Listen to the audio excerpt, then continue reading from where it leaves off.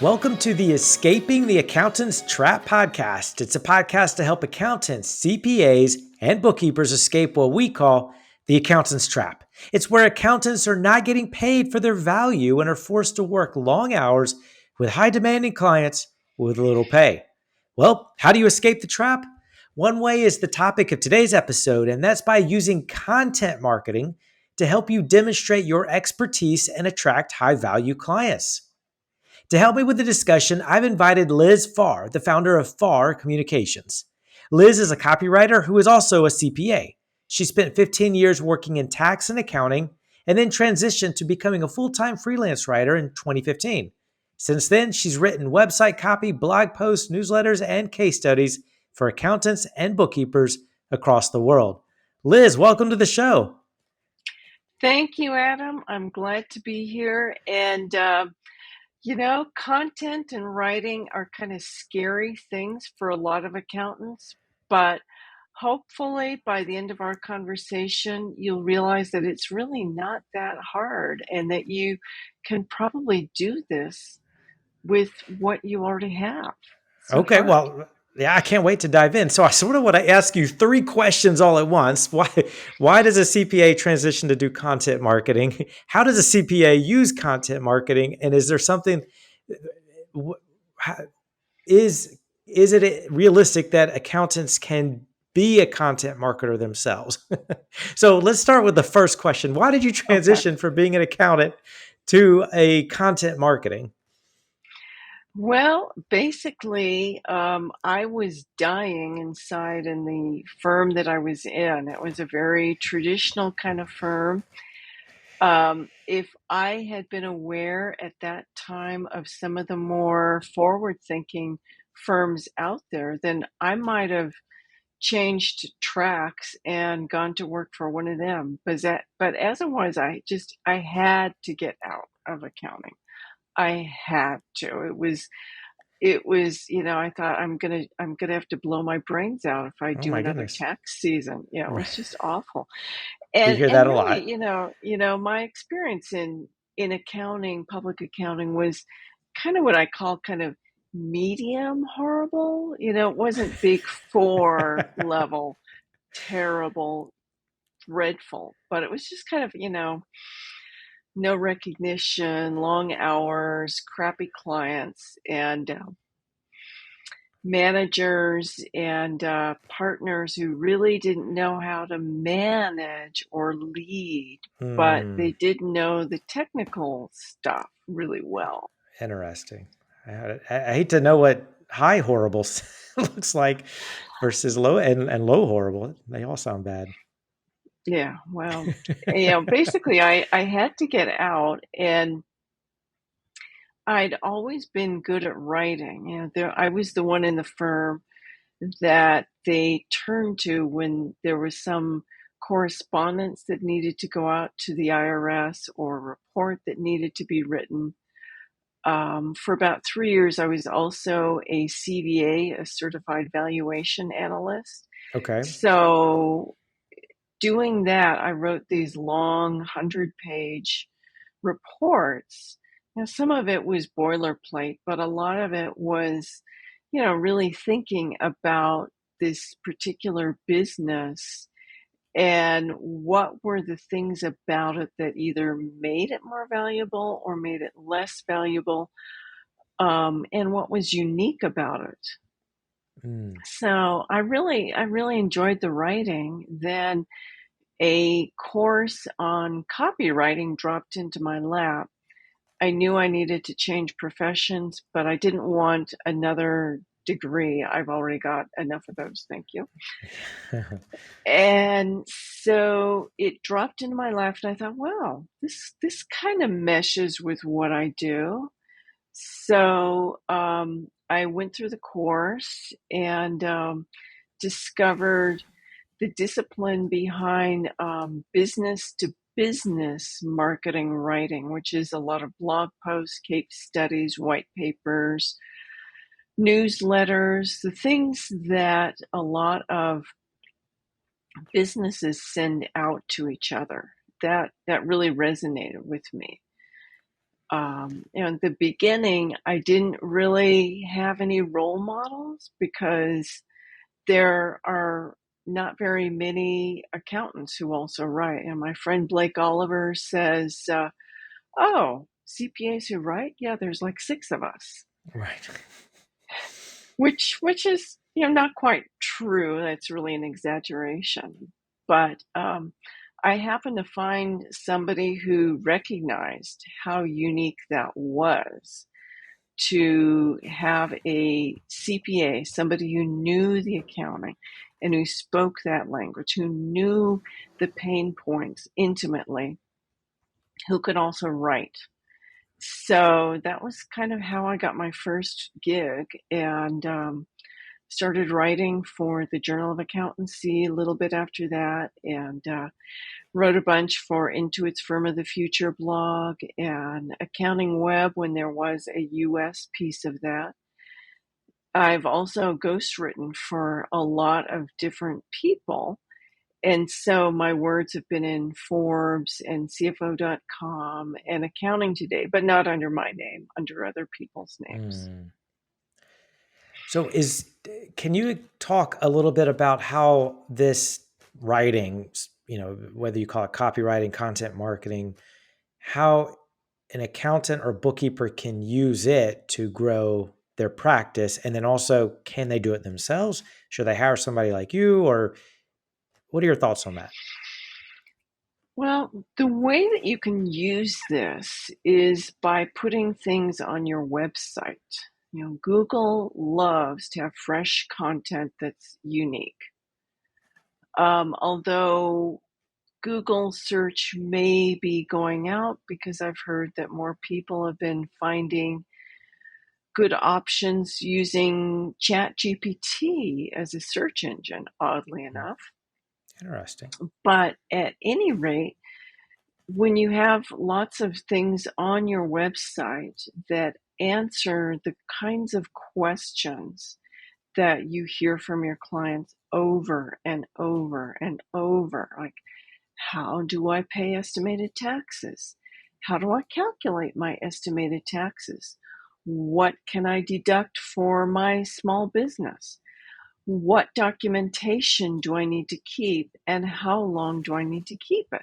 If you write just a little bit about these things at the level that your clients need to hear, you don't need to go into code speak, you don't need the code sections,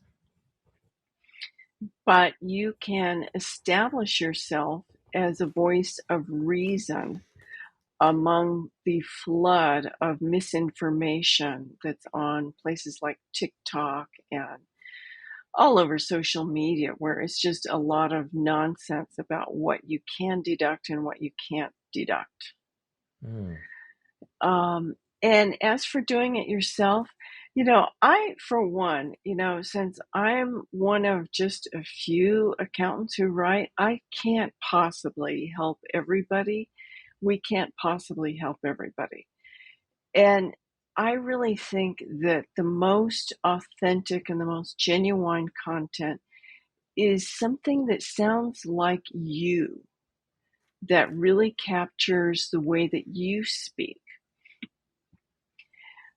And sure, you can get somebody to write you some kind of generic blog post, but they won't sound like you. So I really think that the best way to do this is yourself. Now, you don't have to start with a blank page. One of my favorite ways to get started on something is to use this app on my phone called Otter.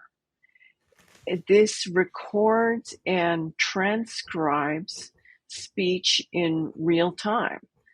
I you can import recordings of podcasts. So Adam, you could take this and drop the recording into Otter and get a transcript out of it. Interesting. So once you have this transcript, that can serve as sort of a starting point. So, you can go out for a walk with your phone and your AirPods and say, Okay, Otter, let's talk about how you do estimated taxes. And you just talk it out, how you do this Mm, in your own words, in your own cadence. And then you can use that as a starting point for your own copy. And you don't even, it doesn't need to be written content either. Today's generations, today's young business owners love video. Me, I've got enough gray hairs that you can see, I'd really rather read than listen to somebody for a long time talking. Except when I listen to podcasts, of course, like this one. Um, of course. but video is another thing. Now, of course, with both written content and video content or whatever you produce, the first one will suck. It just will. And that's okay. The point is just to get out there and do this by repetition. Mm, And the another trick to writing great content is to understand that the first draft you put out there is going to be terrible.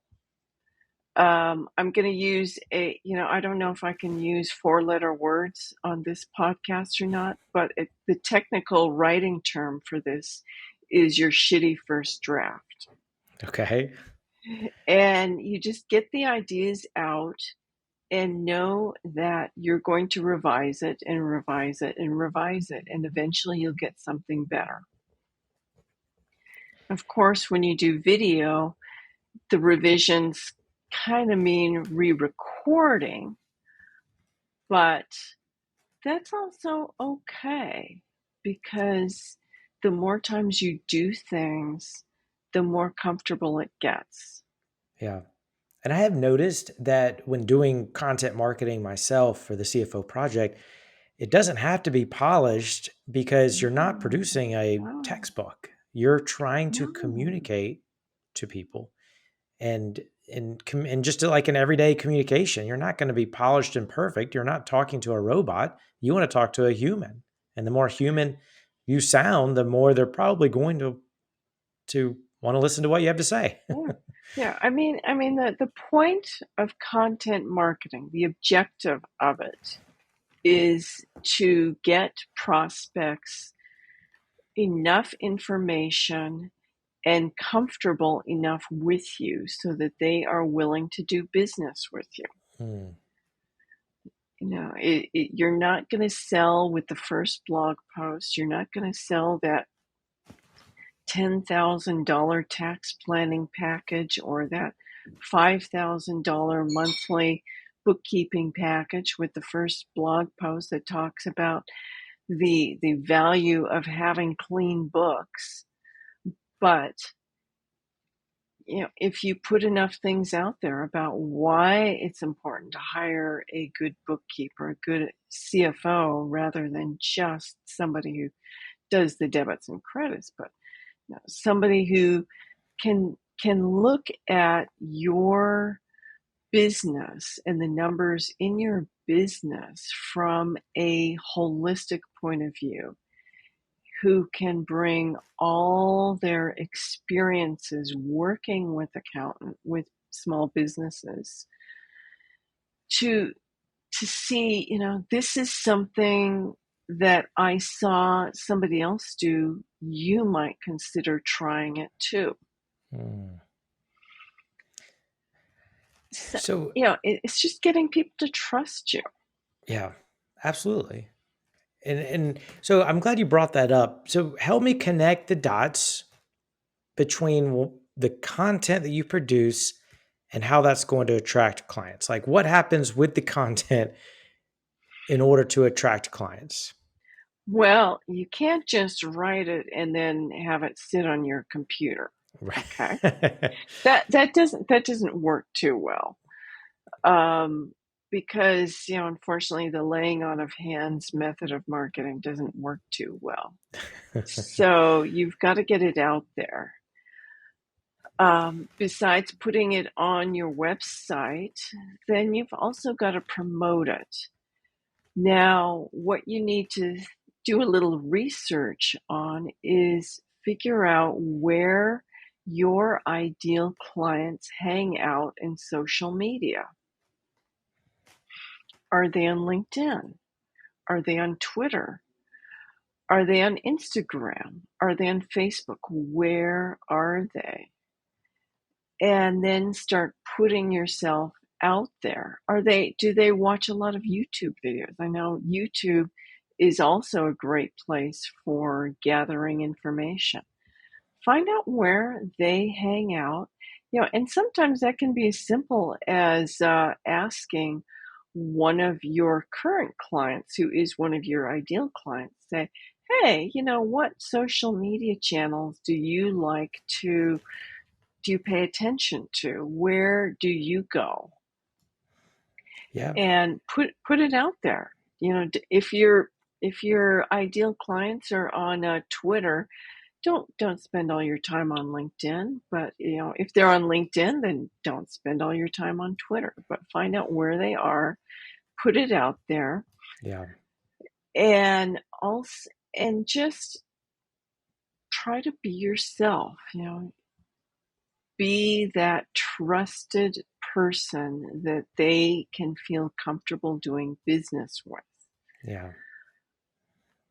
I think that's the key is you've got to be somebody that your potential client can trust to Mm-hmm. guide them, especially if you want to become a business advisor or CFO, or even just Yes. their tax accountant or bookkeeper. You've got to be somebody that they can trust, which means you have to speak to them in a way that they understand.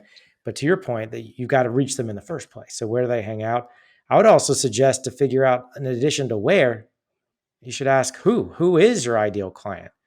If you Yes. just want to target, roofers in Florida, then that would give you a lot of a lot of insight into where they hang out. Maybe go try to write for the roofing association from an Right. accounting standpoint.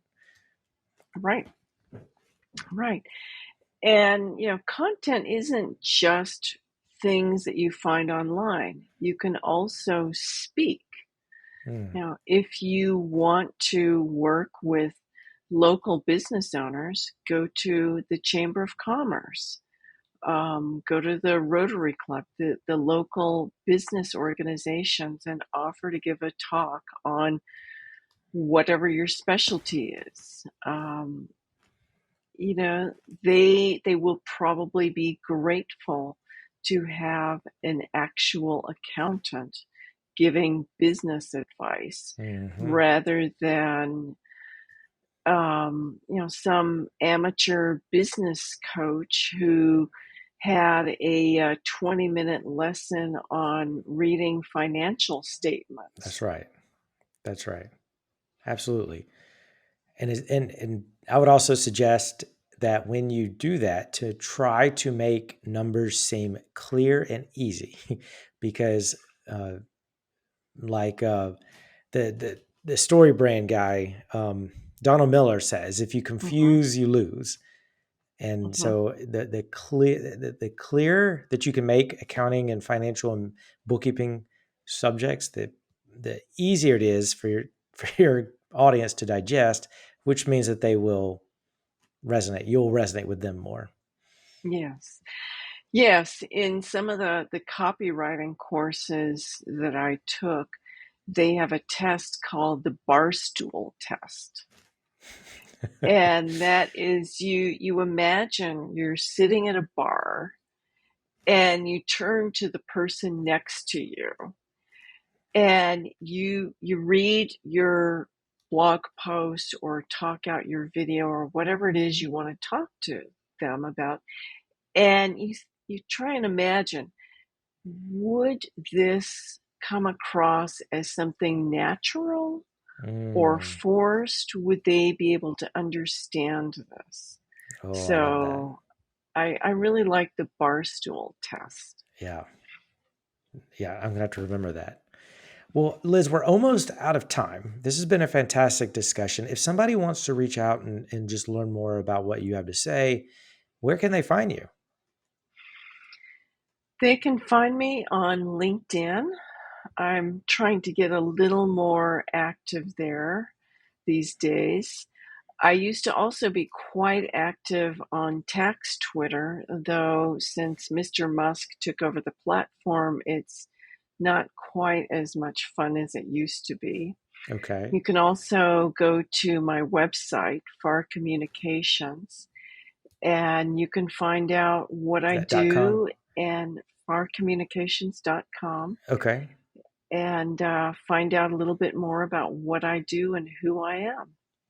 Excellent. Well, Liz, thank you so much for being here today. Oh, you're welcome. It was great. And to everyone listening or watching, thank you so much for spending the last few minutes with us as we discussed how to escape the accountant's trap. Bye for now.